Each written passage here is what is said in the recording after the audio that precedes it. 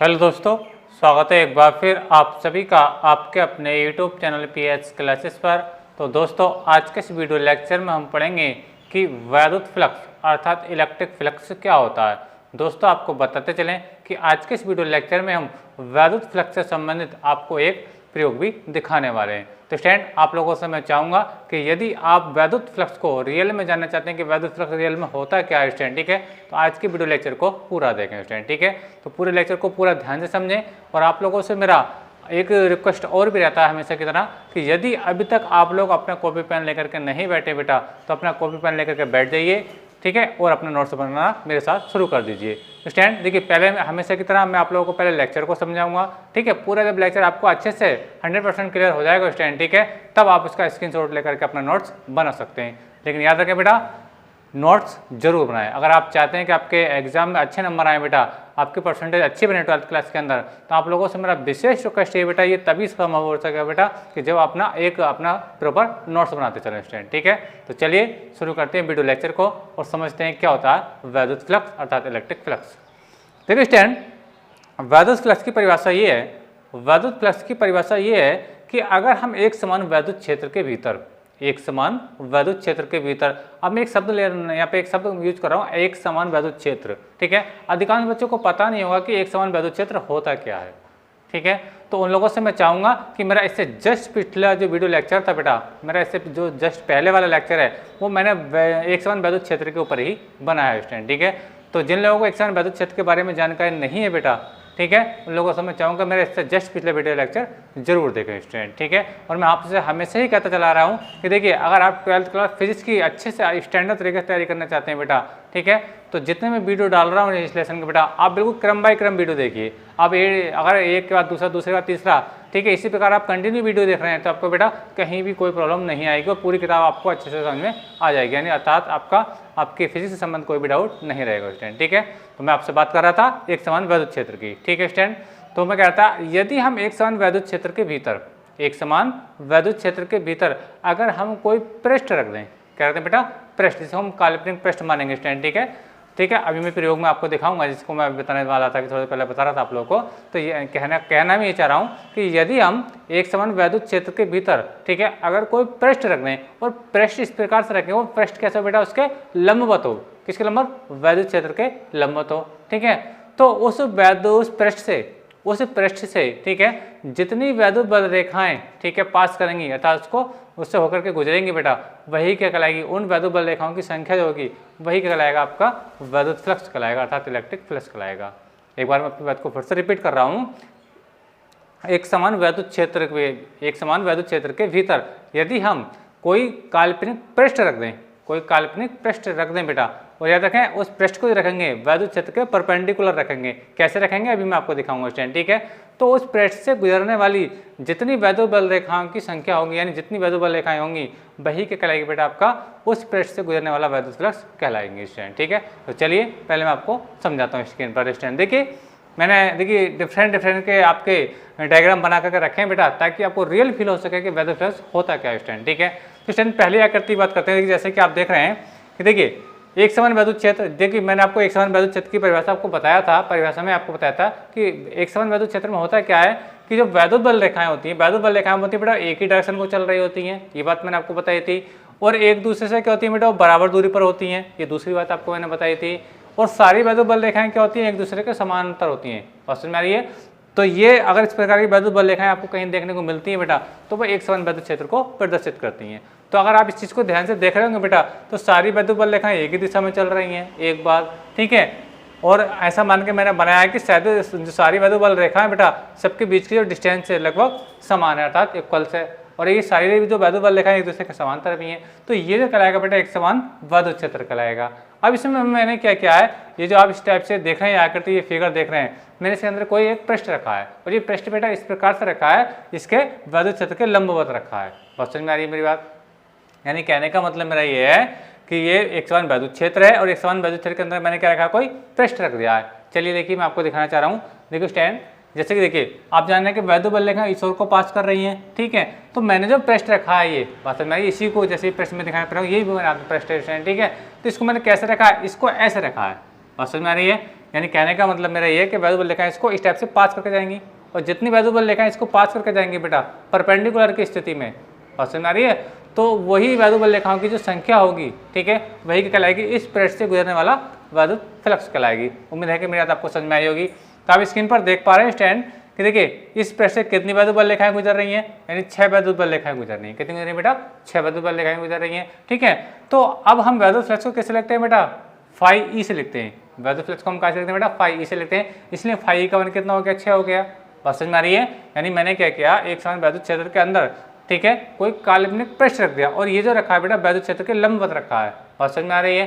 तो अब इससे जितनी वैद्युबल रेखाएं इससे पास हो रही हैं बेटा, ठीक है, तो उनकी जो संख्या होगी वही क्या कहलाएगी, इस पृष्ठ से गुजरने वाला वैद्युत फ्लक्स कहलाएगी। जैसे कि आप देख पा रहे हैं फाई का मान में यहाँ पे कितना लिखा है, 6 लिखा है, क्योंकि इससे 6 रेखाएं पास हो रही हैं। बात समझ में आ रही है। तो इस पृष्ठ से गुजरने वाला जो वैद्युत फ्लक्स है इस केस में वो कितना है, 6 है स्टैंड, ठीक है। अच्छा, अब स्टैंड मैंने करा क्या अगले केस, हाँ मैं एक चीज़ और बताता चलूँ। देखिए इस चीज़ से आप कन्फ्यूज हो रहे हैं कि यहाँ पे ए के ऊपर जो वेक्टर लगा है ये क्या है। ए के ऊपर वेक्टर का मतलब ही बेटे क्षेत्रफल सदिश है। यानी देखिए मैं आपको बता चलूँ, मैथमेटिक्स में आप लोग पढ़े होंगे कि आपने आयत का क्षेत्रफल निकाला होगा, ठीक है, त्रिभुज का क्षेत्रफल निकाला होगा, लेकिन बेटा फिजिक्स के अंदर हम उस आकृति का क्षेत्रफल तो निकाल लेते हैं, लेकिन क्षेत्रफल के साथ साथ हम उसकी डायरेक्शन को भी दिखाते हैं। बात समझ में आ रही है। यानी ये जो आप देख रहे हैं बेटा ये है क्षेत्रफल सदिश। क्या बेटा, क्षेत्रफल सदिश। और क्षेत्रफल सदिश होता क्या है इसमें मैं आपको बताता चलूँ। देखिए क्षेत्रफल सदिश, देखिए एक सदिश राशि होती है जिसकी दिशा हमेशा पृष्ठ के लंबवत होती है और बाहर की ओर होती है। बस मेरी, जैसे कि आप ये मेरे हाथ में ये आप पृष्ठ देख पा रहे हैं, ठीक है। तो अगर मैं इसमें क्षेत्रफल सदिश दिखाने का प्रयास करूं तो बेटा वो क्या रहेगा, इसके हमेशा परपेंडिकुलर रहेगा, बस में रही है, और इसके बाहर की ओर को रहेगा स्टैंड, ठीक है। चलिए मैं आपको दिखाने का प्रयास करता हूँ स्टैंड। देखिए मैंने कहने का मतलब मेरा ये है स्टैंड, देखिए ये जो आप देख पा रहे हैं स्टैंड, ये जो आप देख पा रहे हैं ये क्या क्षेत्रफल सदिश है, ये क्या बेटा आपका क्षेत्रफल सदिश। बात समझ में आ रही है। ये जो आप देख पा रहे थे इस टाइप से, यानी ये जो आपका पृष्ठ स्टैंड ऐसे रखा था, और ये जो आप चीज देख पा रहे हैं ये क्या क्षेत्रफल सदिश, ये जो एक के ऊपर वेक्टर देख रहे हैं ये क्या क्षेत्रफल सदिश, यानी ये इसकी क्षेत्रफल की डायरेक्शन को बता रहा है। बात समझ में आ रही है। उम्मीद है कि मैं आपको समझ में आएगी। और यहाँ पे एक चीज और समझने की बेटा, देखिए ये जो वैद्युत बल रेखाएं हैं, बात समझ में आ रही है, इस ओर को चल रही हैं, और क्षेत्रफल सदिश भी देखो मैंने आपको बताया कि इसकी डायरेक्शन बाहर की ओर को होती है।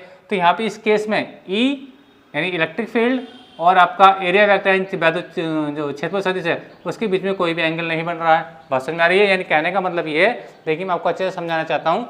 मैं कह ये रहा हूँ बेटा आप लोगों से कि देखिए मैं ये बना रहा हूँ इलेक्ट्रिक फील्ड लाइन्स, क्या बना रहा हूँ बेटा, इलेक्ट्रिक फील्ड लाइन से बना रहा हूँ। और भी देखिए हम समझें, आपको रियल में अच्छे समझ में आएगा स्टैंड। देखिए समझे बात को, ये स्टैंड देखिए समझिए, ये कंडीशन में आपको दिखाना चाह रहा हूँ। देखिए स्टैंड मैंने कहने का प्रयास मेरा ये है कि वैद्युत बल रेखाएं देखिए ये पास हो रही हैं, ब्लू कलर का पेन, ठीक है, और ये आप देख पा रहे होंगे स्टैंड, ठीक है, ये येलो कलर का पेन स्टैंड, ठीक है। तो देखिए अब इसमें क्या है, ये क्षेत्रफल सदिश है, ये क्या है, दोनों वैद्युत बल रेखाएं हैं, बस में इलेक्ट्रिक फील्ड लाइन है।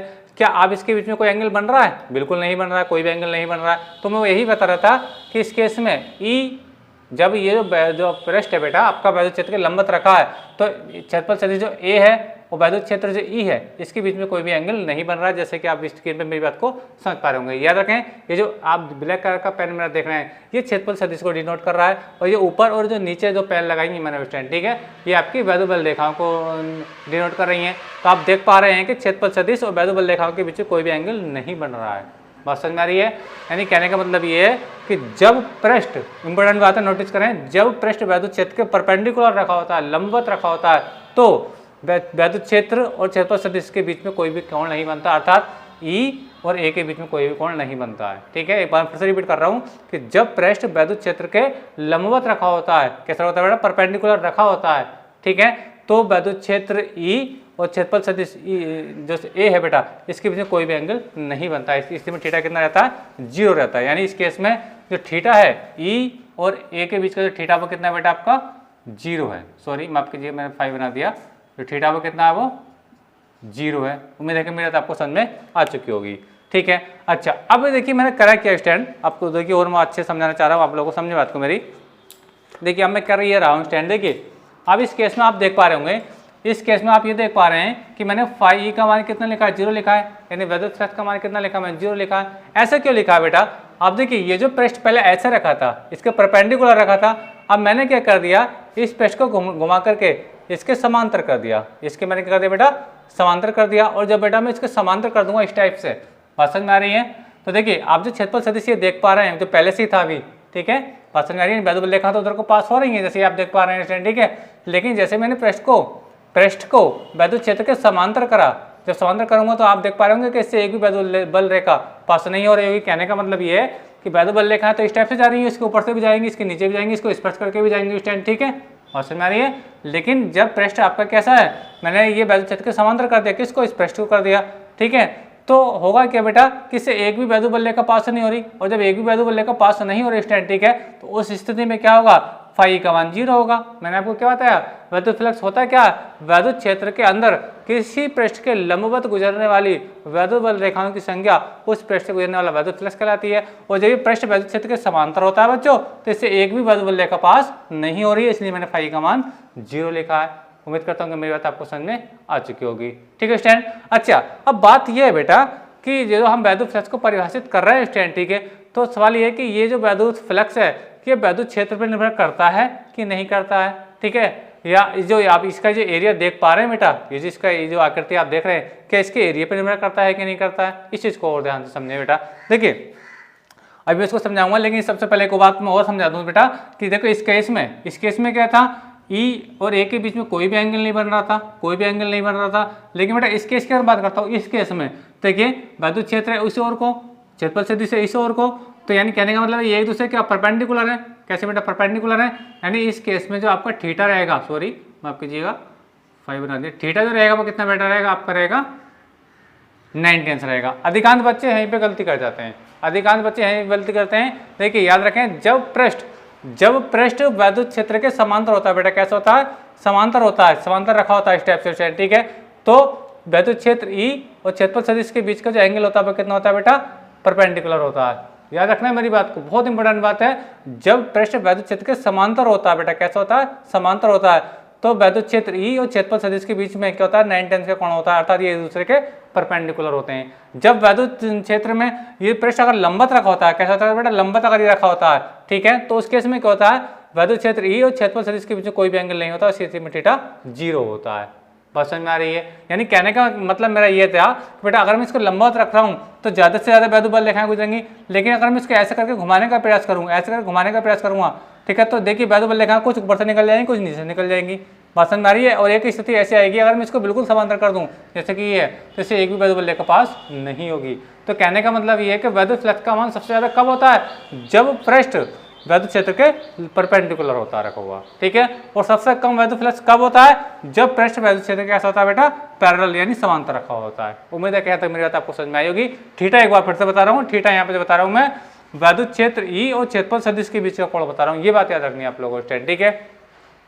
अब देखिए स्टैंड, अभी मैं आपको थोड़ी देर पहले ये बता रहा था कि ये जो वैद्युत फ्लक्स की हम बात कर रहे हैं कि इसका फार्मूला कैसे बनता है, ठीक है, फार्मूला कैसे बनेगा कि वैद्युत क्षेत्र पे जो फ्लक्स है, वैद्युत फ्लक्स ये वैद्युत क्षेत्र पर निर्भर किस प्रकार करेगा, या इस पृष्ठ के क्षेत्रफल पर निर्भर किस प्रकार करेगा, ठीक है। और ये जो आपका तीसरा केस है बेटा, ये जो आपका तीसरा केस है, ये बहुत ही इंटरेस्टिंग केस है, इसको मैं अभी आपको समझाने वाला हूँ स्टैंड, ठीक है, ध्यान से समझें। देखिए स्टैंड, मैं आपको बता रहा था थोड़ी देर पहले, देखिए तो आप देखना चाहते हैं हम कि ये जो आपका वैद्युत फ्लक्स है, ठीक है, कि वो वैद्युत क्षेत्र पर किस प्रकार निर्भर करता है। वैद्युत क्षेत्र पर निर्भर करने का मीनिंग बेटा ये है कि अगर वैद्युत क्षेत्र प्रबल होगा, वैद्युत क्षेत्र क्या होगा, प्रबल होगा, ठीक है स्टूडेंट, अर्थात स्ट्रॉन्ग इलेक्ट्रिक फील्ड होगा, तो फ्लक्स का मान बढ़ेगा कि घटेगा। या अगर हम जो एरिया भी लगा रहे थे उस एरिया को अगर मैं कम कर दूं, बस मैं देखिए आपको दिखाना चाह रहा हूँ, जैसे मान लीजिए उसकी जगह अगर मैं ये वाला एरिया ले लूँ, ठीक है, जैसा कि मैं आपको ये दिखा रहा था, तो इसकी कंपेयर में अगर मैं करता हूँ तो ये एरिया कम है, तो क्या एरिया कम करने पर इलेक्ट्रिक फ्लक्स का मान यानी वैद्युत फ्लक्स का मान भी कम होगा।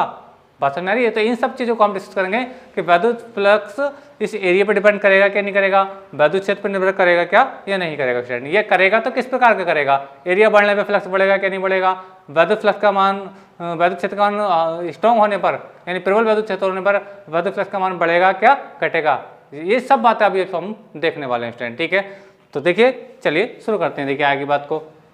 देखिए स्टूडेंट, पहले हम बिल्कुल यहाँ से लेकर के चलेंगे स्टूडेंट। देखिए यहाँ पे आप देख पा रहे होंगे स्टूडेंट कि ये जो वैद्युत बल रेखा है, ये जो वैद्युत बल रेखा है बच्चों, ये क्या बेटा, मान लीजिए आपको कोई ना कोई डिस्टेंस दिख रही है और इसी सीन को पलट कर देख लो कि देखिए इसी को मैंने कहा कि यहाँ पे जो वैद्युत बल रेखा है बेटा, यहाँ पे जो ये वैद्युत बल रेखा आप देख पा रहे हैं बेटा, ये बहुत पास पास है, बात समझ में आ रही है। और जब ये बेटा ये पास पास हैं, ठीक है, तो जब वैद्युत बल रेखाएं बहुत पास पास होती हैं, बहुत क्लोज क्लोज होती हैं बेटा, तो ऐसे वैद्युत क्षेत्र को बोलते हैं बेटा प्रबल वैद्युत क्षेत्र। क्या बोलते हैं बेटा? प्रबल वैद्युत क्षेत्र। तो मीनिंग ये हुआ कि ये जो आपका वैद्युत क्षेत्र है, ठीक है, ये स्ट्रॉन्ग वैद्युत क्षेत्र है अर्थात प्रबल वैद्युत क्षेत्र है, और ये जो वैद्युत क्षेत्र है बस समझ आ रही है, ये क्या है आपका थोड़ा दुर्बल वैद्युत क्षेत्र है। ये ऐसे कंपेयर कैसे करते हैं? मैंने आपको बताया जब वैद्युत बल रेखाएं थोड़ी दूर दूर है, इसमें बहुत पास पास है, तो ये आपका प्रबल वैद्युत क्षेत्र कहलाएगा, ये आपका दुर्बल वैद्युत क्षेत्र कहलाएगा। याद रखें है एक समान वैद्युत क्षेत्र, ये भी एक समान वैद्युत क्षेत्र है, ये भी एक समान वैद्युत क्षेत्र है। बात समझ आ रही है? क्योंकि इसमें सारी बल रेखाएं एक तरफ को चल रही है, इसमें भी एक तरफ को चल रही है, इनके बीच की डिस्टेंस क्या सब बराबर, तो इनके बीच की भी डिस्टेंस क्या सब बराबर है। वो बात अलग है कि ये एक दूसरे के बहुत ज्यादा क्लोज क्लोज डिस्टेंस, ठीक है, लेकिन एक दूसरे की जो डिस्टेंस है वो आपस में सब इक्वल है अर्थात ये बराबर है, ठीक है। तो मैंने कहा कि जब वैद्युत बल रेखाएं बहुत पास पास होती हैं तो ये क्या बेटा आपका प्रबल वैद्युत क्षेत्र है और ये आपका बेटा दुर्बल वैद्युत क्षेत्र है, ठीक है। अब देखिए मैंने ये कहा बेटा कि देखिए मैंने क्या किया, जो प्रश्न मैंने यहाँ लिया था, जो प्रश्न मैंने यहाँ लिया था वही प्रश्न मैंने कहाँ लिया बेटा? यहाँ लिया।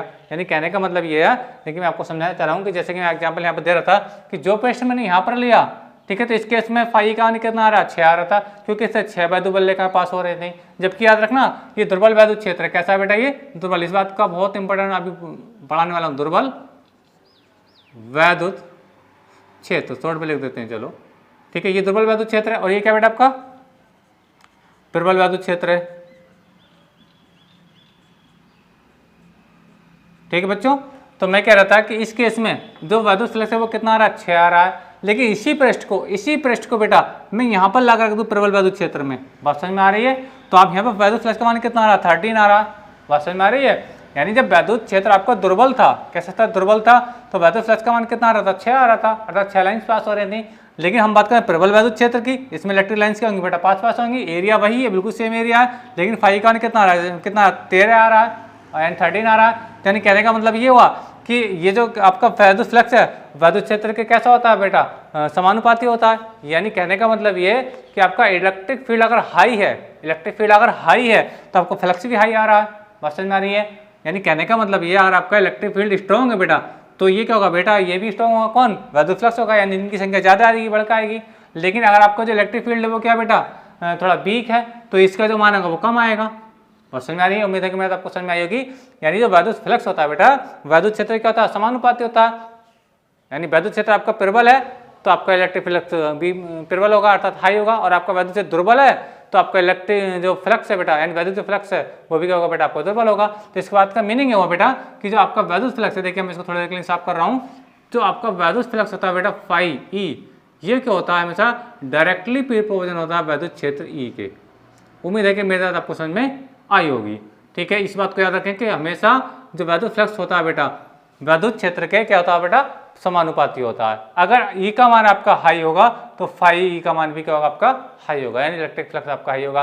अगर आपका ई का मान कम होगा, आपका वीक इलेक्ट्रिक फील्ड होगा, कमजोर इलेक्ट्रिक फील्ड होगा, तो आपका जो वैद्युत फ्लक्स है उसका मान भी क्या होगा? कमजोर होगा, अर्थात उसकी वैल्यू भी कम होगी स्टूडेंट, ठीक है। अच्छा, तो ये तो बात करी बेटा मैंने वैद्युत क्षेत्र के लिए कि वैद्युत फ्लक्स पे किस प्रकार डिपेंड करता है। अब हम बात करेंगे बेटा ये क्षेत्रफल के लिए। जैसे कि हम ये प्रेशर रख रहे हैं, ये है, इसका एरिया आप देख पा रहे हैं ज़्यादा है, इसका एरिया कम है। बात समझ में आ रही है?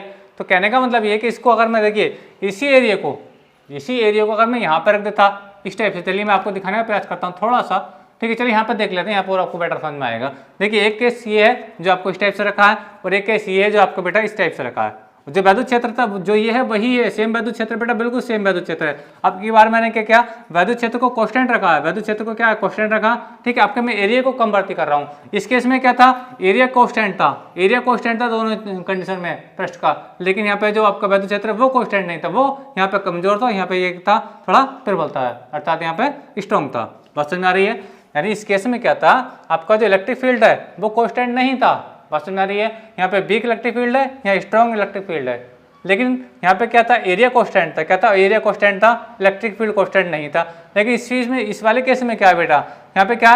इलेक्ट्रिक फील्ड आपका कांस्टेंट रहेगा, लेकिन एरिया की कंडीशन में 2 ले रहा हूँ, ठीक है। 2 पृष्ठ आप लोग मेरे आप स्क्रीन पर देख पा रहे होंगे। तो ये कंडीशन के लिए देखता हूँ, देखिए मैं ये छोटा सा वैद्युत एरिया स्टेक परपेंडिकुलर रखता हूँ इस टाइप से, ठीक है। तो जब मैं देखता हूँ तो लगभग कितनी 9 जो लगभग 9 वैद्युत बल रेखाएं इसको पास कर रही है, 9 वैद्युत बल रेखाएं इसे पास कर रही है। इसका मीनिंग क्या हुआ कि यानी फाई का मान कितना आएगा? 9 आएगा।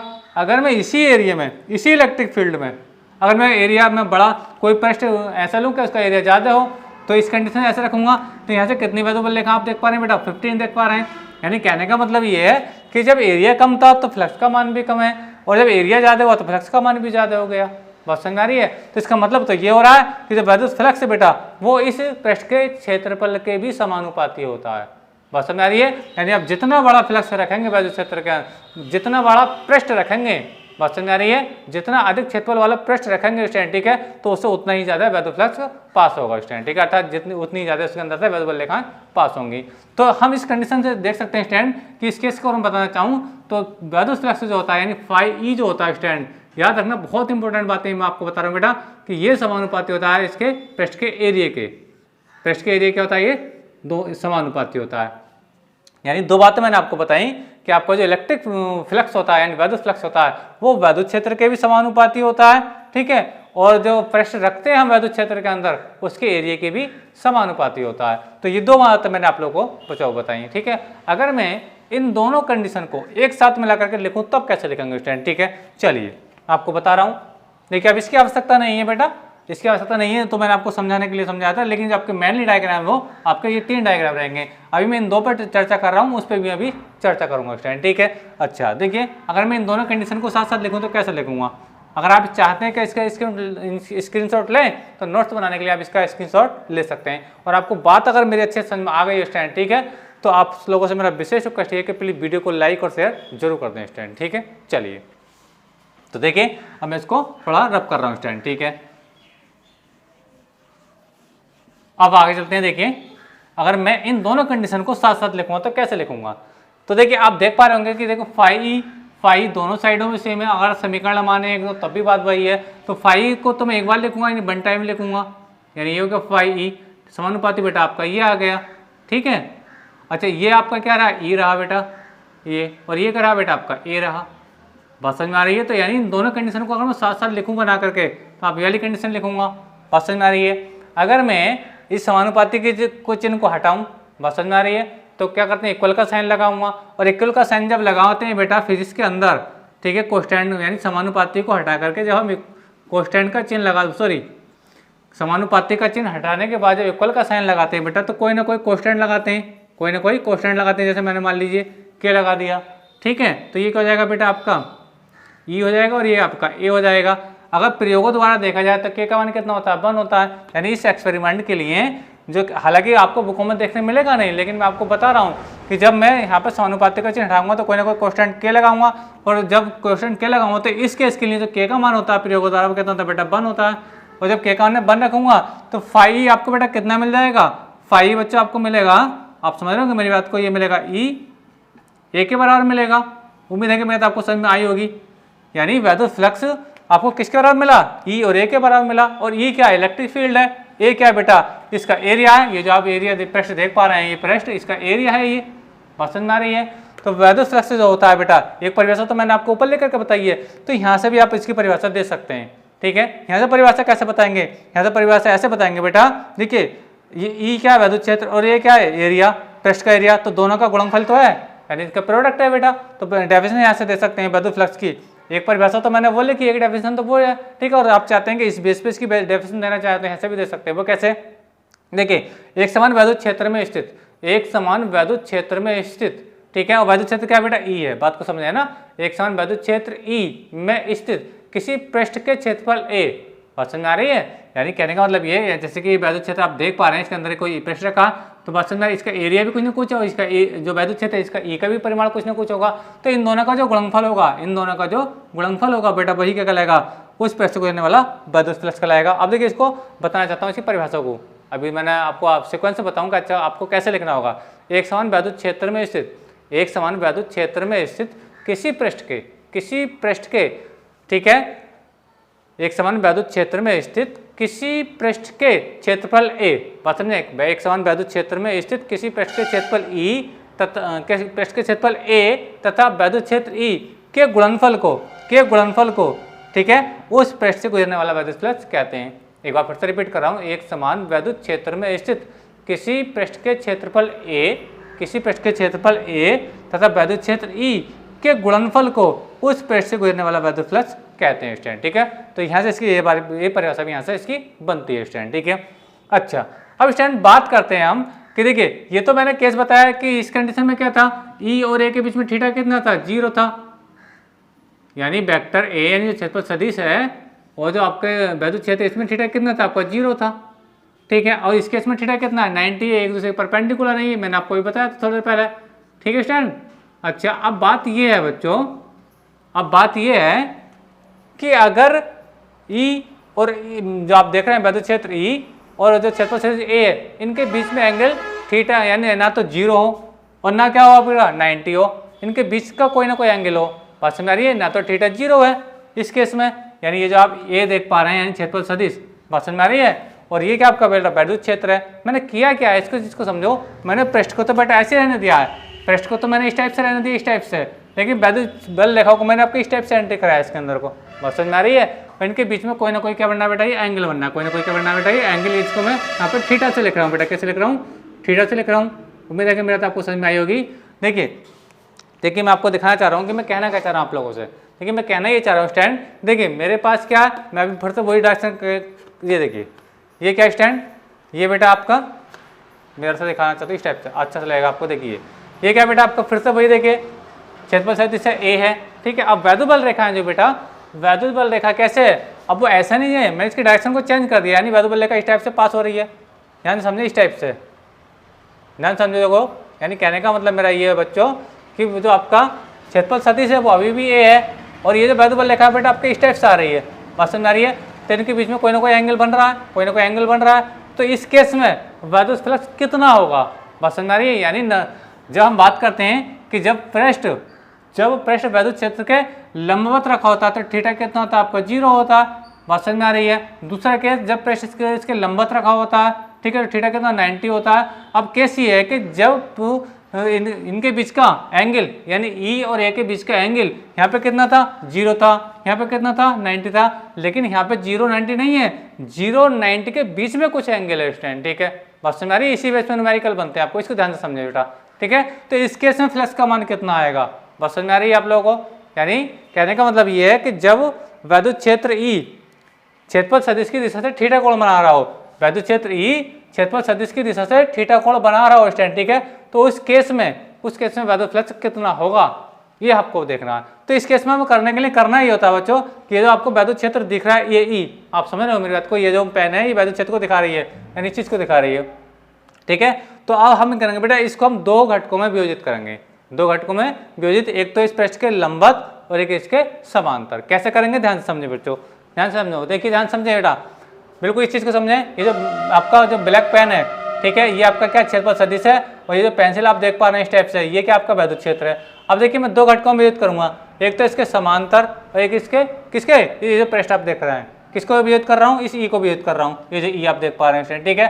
तो देखिए पहला क्या, देखिए पहला जो आपका जो लंबवत घटक है, चलिए पहले मैं समांतर घटक को दिखाऊं, समांतर घटक तो बिल्कुल नीचे को आ जाएगा, यानी इस पृष्ठ के अगर मैं जो कोई रेखा खींचनी समांतर तो वो कैसा आएगी, ऐसा आएगी, बात समझ में आ रही है। और लंबवत कैसा आएगी, लंबवत आएगी बेटा इस टाइप से आएगी, उम्मीद करता हूं मेरी बात आपको समझ में आ रही होगी।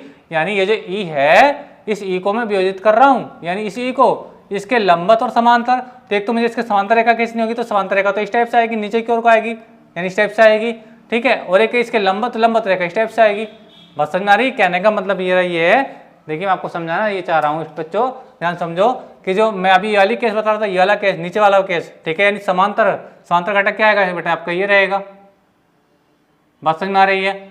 अच्छा अब मैं बात कर रहा था कि इसका इसके लंबवत क्या रेखा आएगी, लंबवत इस टाइप से आएगी, क्षेत्रफल सदिश की दिशा में होगी, क्योंकि क्षेत्रफल सदिश की दिशा में तो पृष्ठ की लंबवत ही होती है, बात समझ में आ रही है। तो क्षेत्रफल जो लंबवत घटक बेटा आपका ये रहेगा, बात समझ में आ रही है। अब सवाल ये है कि किधर कोस थीटा लें हम और किधर साइन थीटा लें, बात समझ में आ रही है, कि साइन थीटा इधर लें कि कोस थीटा इधर लें, बात समझ में आ रही है, इस चीज़ को समझना।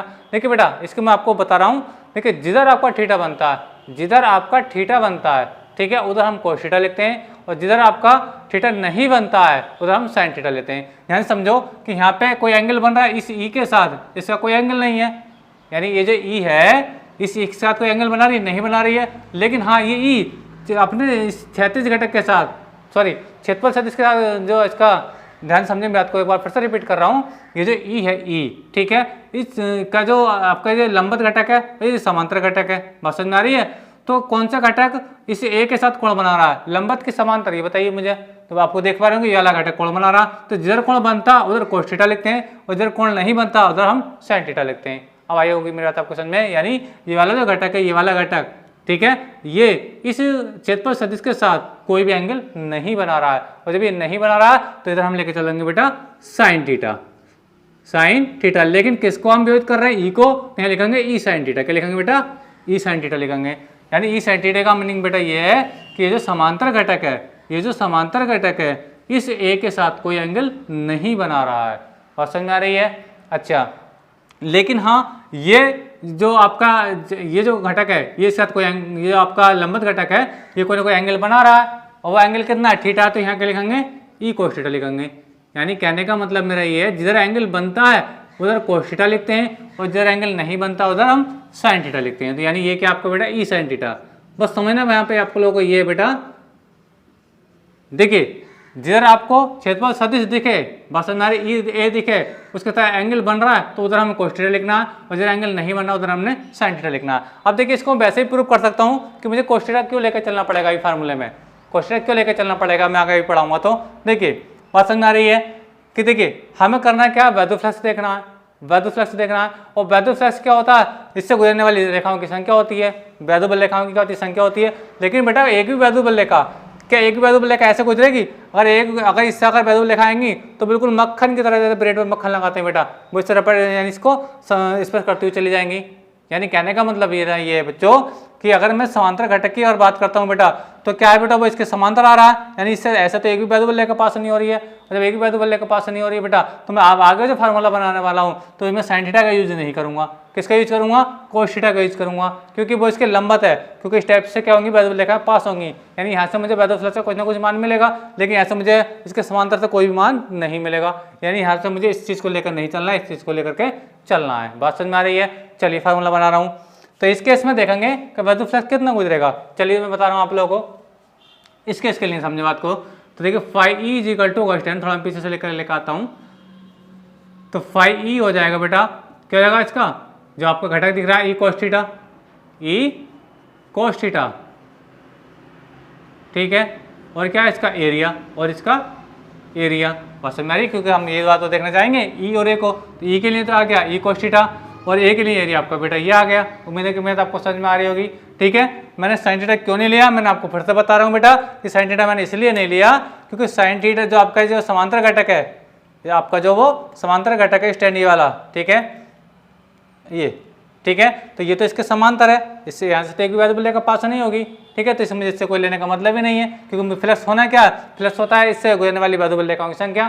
तो इसके एक भी अगर वैद्युत बल रेखा ऐसे गुजर रही है इसके समांतर, तो एक भी पास नहीं होगी, तो मुझे फ्लक्स का मान कुछ भी नहीं मिलेगा। लेकिन हाँ, मैं इस टाइप को क्यों ले रहा हूँ, cos थीटा को क्यों ले रहा हूँ, क्योंकि वो परपेंडिकुलर है इस पृष्ठ के, और परपेंडिकुलर जो गुजरने वाली संख्या होगी वो ज़्यादा से ज़्यादा होती है, मैंने भी आपको बताया था, ठीक है। इसलिए मुझे cos थीटा वहाँ पर लेकर के चलना पड़ेगा। तो अच्छे से फार्मूले में आगे और बताता हूँ। तो बनेगा फाई ई बराबर हो जाएगा बच्चों ई ए cos थीटा, क्या हो जाएगा बेटा, ई ए cos थीटा हो जाएगा। उम्मीद है तब मेरी बात आपको समझ में आई होगी। अब देखिए बच्चों, यहाँ से थोड़ा और अच्छे से मैं आपको समझाता चलूँ। देखिए स्टूडेंट, यहाँ पर समझने की बात ये है, देखिए अगर मैं थीटा कितना रखता हूँ, 0 रखता हूँ, थीटा कितना रखता हूँ बेटा, 0 रखता हूँ। देखिए जब थीटा 0 रखूँगा तो मेरे पास कौन सी कंडीशन आ जाएगी, वाली कंडीशन आ जाएगी, कितनी आ जाएगी, ये देखिए मैं आपको बताना चाह रहा हूँ। आदि आपको मैं थीटा कितना लिखूँ, 0 लिखूँ, और 0 कब लिखूँगा, 0 डिग्री जब लिखूँगा जब ये इसके परपेंडिकुलर, वैद्युत क्षेत्र के परपेंडिकुलर होगा कौन, पृष्ठ आपका। बात समझ में आ रही है? तो इस केस में हम इसको 0 लिखूँगा तो ये हो जाएगा आपको बेटा फाई ई, क्या हो जाएगा आपका, ये आपका फाई ई आएगा बेटा इस केस में, ई ए cos 0, और cos 0 का मान कितना होता है बेटा, फाई ई बराबर आएगा बेटा ई ए, क्योंकि cos 0 का मान तो आपका 1 होता है। बात समझ में आ रही है? तो फाई ई कितना आ गया बच्चों, फाई आपका बेटा आ गया ई ए के बराबर आ गया, ई ए के बराबर आ गया। उम्मीद है कि मेरी बात आपको समझ में आ गई होगी।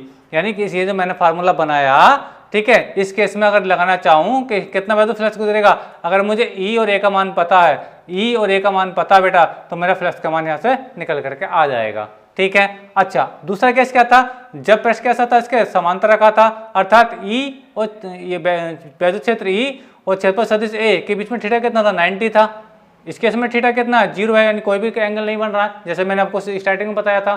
ठीक है, यानी इस केस में क्या था, वैद्युत क्षेत्र ई और क्षेत्रफल स्थिति एक ही डायरेक्शन बने, यानी इसमें थीटा 0, यहाँ थीटा 90 है, तो इस केस के लिए क्या होगा, ये तो इसकी पहली स्थिति थी। कौन सी स्थिति बेटा, पहली स्थिति। अब देखिए मैं इसको साफ करके दूसरी स्थिति बता रहा हूँ। अब थीटा कितना ले रहा हूँ यहाँ पे 90 ले रहा हूँ, कितना ले रहा हूँ बेटा 90 जब लूंगा, तो 90 लूंगा तो मुझे cos 90 करना पड़ेगा, कितना पड़ेगा cos 90, cos 90 मान कितना होता है बेटा 0 होता है, और जब मैं गुणा कराऊंगा तो टोटल मान कितना आ जाएगा बेटा 0 आ जाएगा।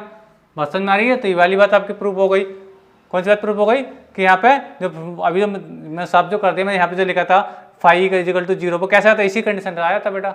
बात समझ में आ रही है, यानी इस कंडीशन में जब मैं रखूंगा, वैसे ही आपको दिख रहा है कि यहाँ से कोई भी रेखा पास नहीं हो रही है, तो फाई का मान 0 होगा, लेकिन आप फार्मूले से देखना चाहें तो थीटा अगर 90 रखेंगे तो फिर से आपको 0 मिल जाएगा। यानी इस केस में जब पृष्ठ इसके समांतर रखा होता है, यानी पृष्ठ आपका इस टाइप से रखा होता है बेटा, इस टाइप से, तो यहाँ से कोई भी रेखा पास नहीं होती है।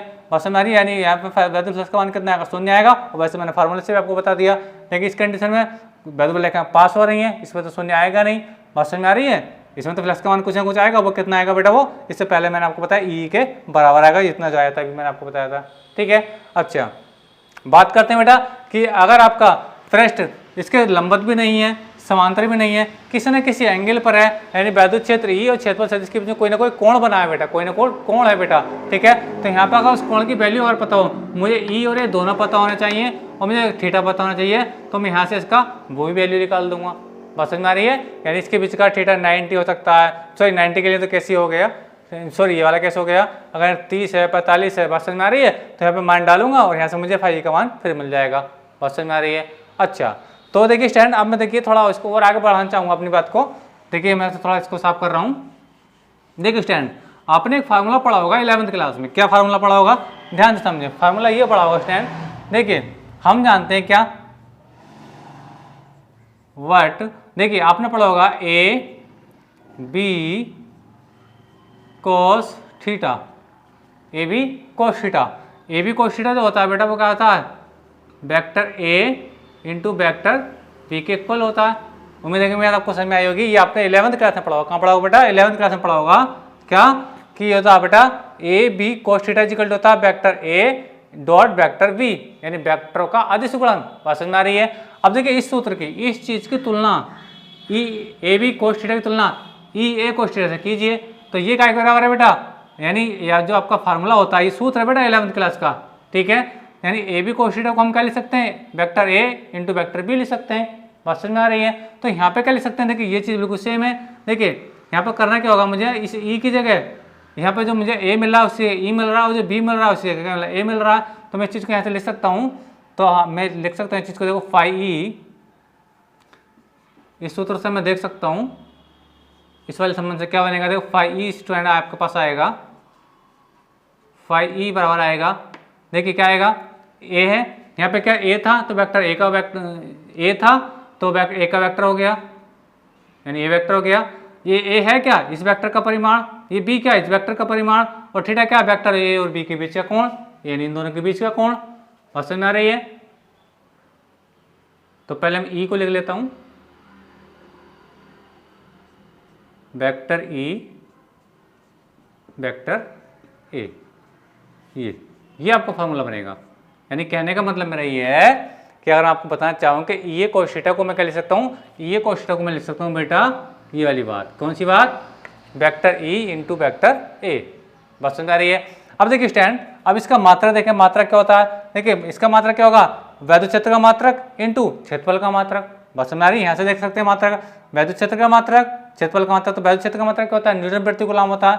अगर मैं मात्रक की बात करूँ बेटा, इसके मात्रक की, ठीक है, तो इसका मात्रक क्या होता है, न्यूटन प्रति कूलम, इसका मात्रक होता है मीटर स्क्वायर, तो मात्रक हो जाएगा इसका, देखिए न्यूटन प्रति कूलम, सी बना हुआ कूलम है ना, इंटू क्या एरिया, एरिया का मतलब होता है मीटर स्क्वायर होता है, तो इसका मात्रक हो जाएगा, मात्रक कितना हो जाएगा, इसका मात्रक बनेगा आपका बेटा इसका किसका, वैद्युत फ्लक्स का, यानी फाई का जो मात्रक बनेगा वो कितना बनेगा, बनेगा न्यूटन मीटर स्क्वायर और कूलम इनवर्स।